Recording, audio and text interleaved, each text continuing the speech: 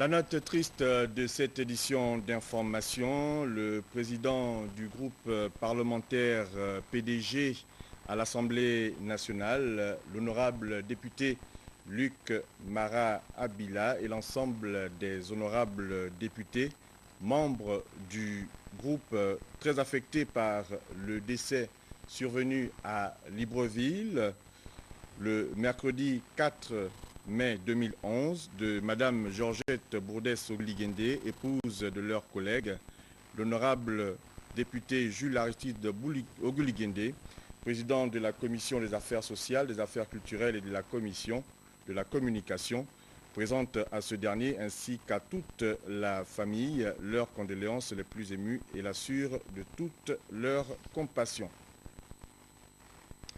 Autre communication, celle du bureau provisoire de l'association des pilotes professionnels gabonais qui confirme donc à l'ensemble des pilotes de nationalité gabonaise la tenue d'une réunion demain jeudi 12 mai 2011 à partir de 10h à l'hôtel Laïco International à la salle Franceville.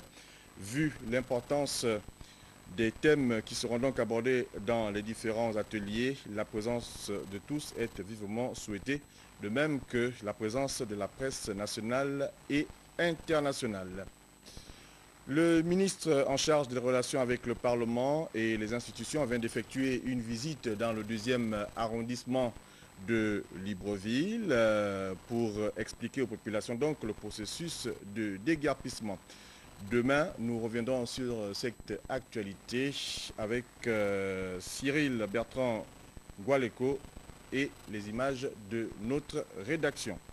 Jean-Félix Moulungui, le ministre des PME, PMI et de l'artisanat, était dans la province de l'Anyanga récemment et plus particulièrement dans la province de Langounié, voilà, et plus particulièrement à Ndende. Là-bas, le ministre a situé les femmes rurales sur le bien fondé de la caravane de sensibilisation entreprise par le ministère dont il a la charge.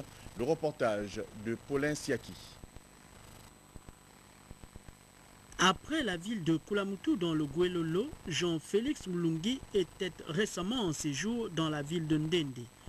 Le ministre des PME, PMI et de l'artisanat a situé les femmes des 21 associations agricoles réunies au sein de la COFAC, le collecte des femmes de la Doula, sur le bien fondé de ces échanges qui rentrent dans le cadre de la caravane de sensibilisation aux opérateurs économiques entreprises par ce ministère. Je connais les problèmes, ce sont les mêmes problèmes qu'il y a au Guilolo, qu'il y a sur toutes les 9 provinces. Nous les avons pris en compte. Il y a des missions qui peuvent venir pour étudier toutes les possibilités de financement des petits projets pour que WUFA, qui la plupart sont ait un outil de travail qui va leur procurer un revenu.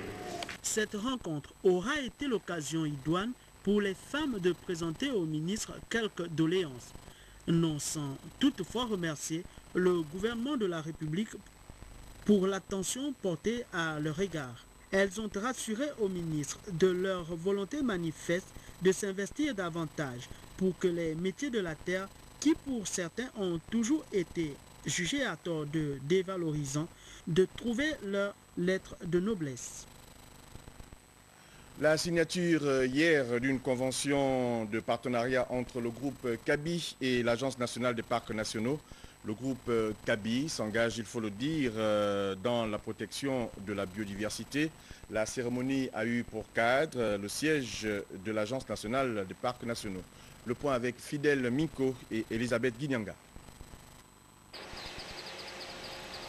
Cette signature de convention porte sur l'engagement du groupe CABI, constitué du PMG, du Casino Croisette et de la Société gabonaise de jeux et de loisirs, à apporter un appui financier aux parcs nationaux du Gabon pendant une période de 5 ans, dans les domaines des opérations de conservation, du renforcement et de la consolidation des processus de gestion de l'Agence nationale des parcs nationaux.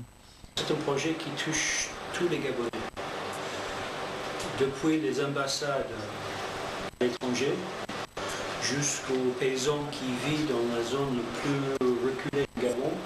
Tout le monde est concerné par ce projet. En développant ce réseau des parcs nationaux pour le tourisme, on a besoin Si vous voulez, quand on va dans les zones isolées, si quelqu'un tombe malade, on doit les soigner. Donc, je vous félicite de cette décision et je peux vous assurer qu'ici, au niveau des parcs nationaux, on va faire tout ce qu'il faut pour être sûr que le financement qu'on va recevoir du groupe Kaby est très bien utilisé pour le bien-être de la nature et de tous les Gabonais. Groupement d'intérêt économique exerçant dans le transport aérien, la construction, la promotion immobilière, les jeux et loisirs, le groupe Kaby s'investit désormais dans la protection de l'environnement. Un engagement pour garantir la capacité du Gabon à valoriser et à transmettre aux générations futures des sites représentatifs de la diversité biologique du pays. On est très fiers d'avoir une valeur ajoutée sur un contexte environnemental et comme vous l'avez si bien dit, sur quelque chose qui va aider la vie des Gabonais. C'est quelque chose qu'on voulait faire depuis longtemps, on n'était pas passé à l'acte, cette année on le fait. Et on a, pour rebondir par rapport à ce que vous disiez, vous avez toute notre confiance au niveau de la gestion, on sait très bien qu'on sait que ces sommes vont être très bien allouées. Depuis 2002, 13 parcs nationaux ont été créés et l'Agence nationale des parcs nationaux a pour mission de gérer, de préserver et de valoriser ces sites à travers un programme de conservation. Un dernier élément en image pour la fin de ce journal. Les orphelins de l'ONG Micon, Mission internationale pour la consolidation des orphelins et des nécessiteux, viennent donc de bénéficier à leur siège 6 à Kingele, quartier donc situé dans la capitale gabonaise, d'un important don de produits de première nécessité. C'est une initiative des membres de la chorale Grâce de Dieu en vue de participer au plein épanouissement de ces derniers. Tassena Minko, Jean de Dieu Mamboundou, reportage. Jour heureux pour les orphelins pris en charge par l'ONG Mission internationale de consolation des orphelins et des nécessiteux. Des produits de première nécessité de tout genre, voici le soutien que leur apportent les membres de la chorale La Grâce de Dieu, conduite par leur leader charismatique, le pasteur Aseko. Toutes choses qui contribuent à mettre en pratique la parole des Saintes Écritures, je cite, « Le Seigneur est le Dieu de la veuve et de l'orphelin ». Commémorant le 15e anniversaire de la chorale La Grâce de Dieu et à l'occasion de la 5e édition de la Grande Nuit de Pâques, nous avons demandé à notre public venu très nombreux d'apporter des produits de première nécessité. Nous avons tenu à le faire pour assurer le public qui est venu nombreux de l'acheminement effectif de ces produits de première nécessité envers ces orphelins. Pour la petite Andresse âgée de 9 ans et d'ailleurs pour tous les enfants de l'ONG Micon, impossible de rester indifférent. Je ne sais quoi dire, les mots me manquent. C'est une journée exceptionnelle pour moi, une journée de grâce et de faveur. Je veux seulement vous remercier. Pour certains qui ne connaissent pas l'ONG Micon, Micon veut dire Mission internationale pour la consolation des orphelins et des nécessiteux. Créée depuis le 15 septembre 2006 à Libreville. Nous travaillons avec le ministère des Affaires sociales. Nous voulons vous dire merci, les membres de l'ONG Micon, les enfants, vraiment nous voulons vous dire merci.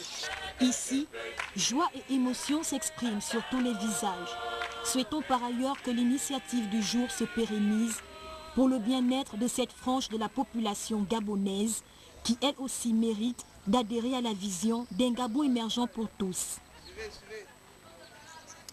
C'est quelques communications pour la fin de cette édition d'information. Le sénateur Florent Bassima, ancien vice-président du comité national d'organisation des fêtes et conférences, convie à une importante réunion tous les anciens membres de la dite structure demain jeudi 12 mai 2011 à 17h au quartier général face au collège Bessieux. La présence de tous est vivement souhaitée.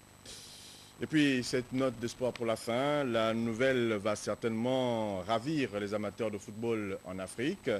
Les stars du Real de Madrid vont disputer leur dernier match de la saison le 25 mai prochain à Luanda. Nous sommes là en Angola. L'équipe de José Mourinho affrontera donc l'équipe nationale d'Angola dans ce qui sera certainement le premier déplacement africain depuis 10 ans. Voilà qui met donc un terme à cette édition d'information sur la première chaîne de télévision gabonaise. toutes nos excuses pour les quelques imperfections observées au cours de son déroulement. Dans tous les cas, prochain rendez-vous avec l'actualité. Demain, 7h30, retrouvez Adeline Zanhi, à 10h. Edgar Djebudoukaga, je vous dis à demain 20h.